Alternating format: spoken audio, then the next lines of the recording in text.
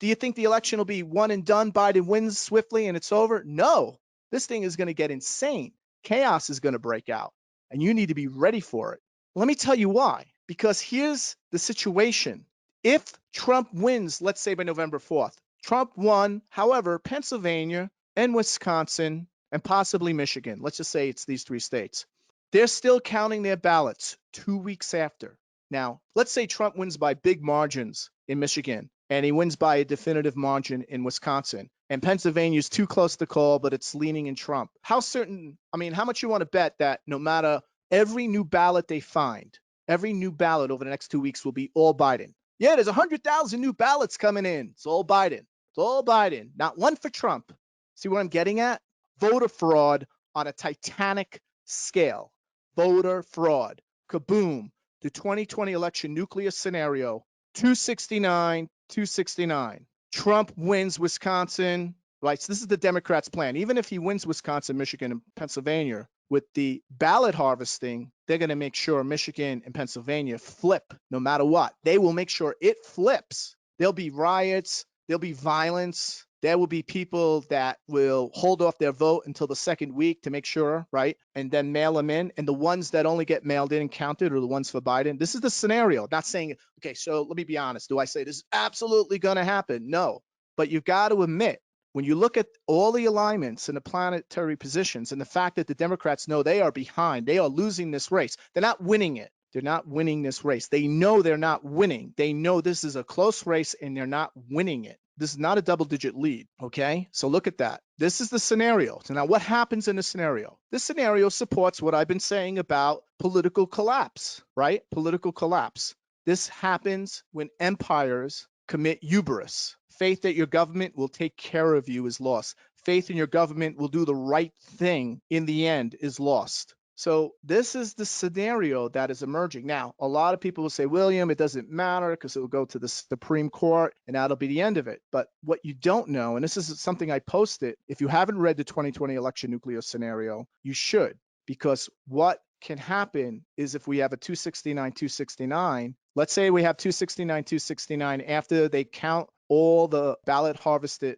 results, mailed in elections in those 3 states. And they say, you know what? Trump didn't win all 3 of those states. Biden, he won. We're flipping Biden to Pennsylvania and Michigan. That creates a 269, 269 scenario. And then under the 12th Amendment, what they can do is that the electors that make up the Electoral College can be petitioned by the Biden campaign based on the new numbers after the election that come in and get them to vote counter to what their voting district voted for. In other words, the electors on December 16th will decide to vote contrary to what their particular district initially voted for when they counted the election, when the election results were counted by November 3rd, or let's say by early evening, November 4th. And they decided to go the other way after the additional ballots were counted, the mail-in ballots, the ballot harvested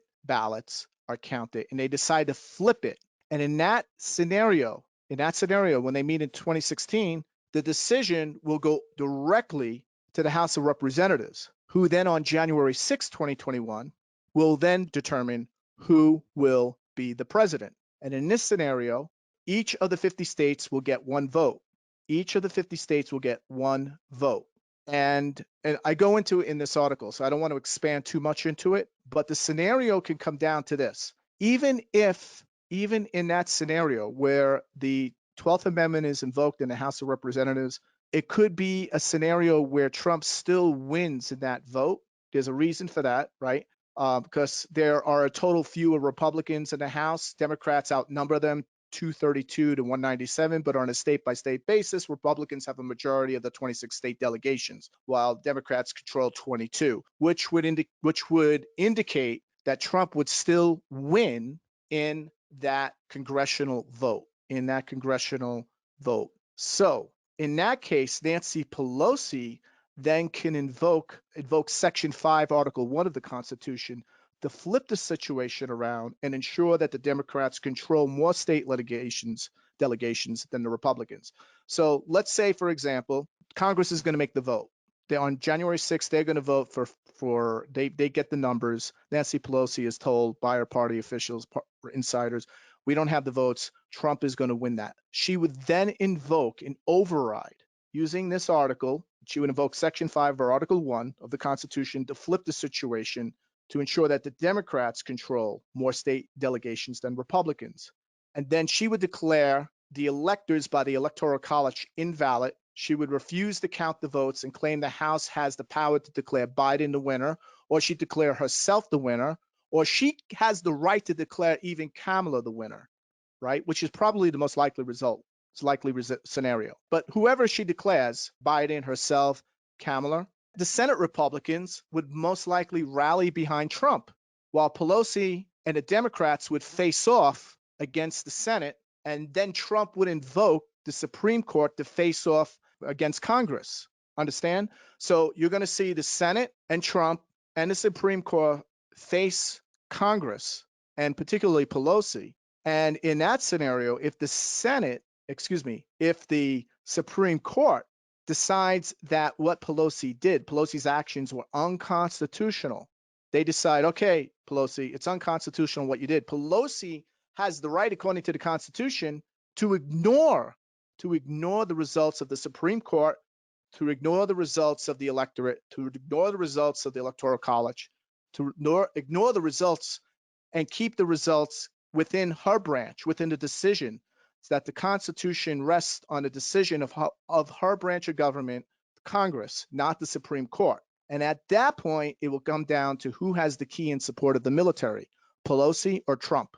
So you can have a scenario, folks, with this all happening around the time of this eclipse.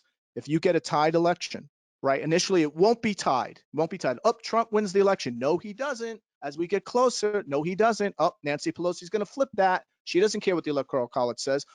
The Senate's now going to invoke the Supreme Court to overturn the results of the Congress. Supreme Court does so, and Congress decides not to, and decides to then petition the military, Nancy Pelosi and Congress, to petition the military to throw Trump out of office by January 20th. Escort him, a military escort, out the White House.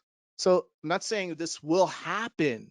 What I'm saying is the probability is increasing exponentially as we get into this, because the Democrats, the deep state, must win at all cost, So I'm going to stop here and I'll take your questions. If you'd like to watch the full presentation and more like this on geopolitics, the economy, and world events from an archetypal and mundane astrological perspective, join the Global Transformation Astrology membership. Go to gta.williamstickevers.com or click the link in the description for twice-monthly webinars with Q&A, access to the growing library of previous webinars, and a collection of information and resources on today's most important topics, plus a monthly Ask Me Anything session for Gold members. We are now in the middle of a massive collective psycho-spiritual death-rebirth process. Stay informed and be a part of the breakthrough, not the breakdown. Become a GTA member today.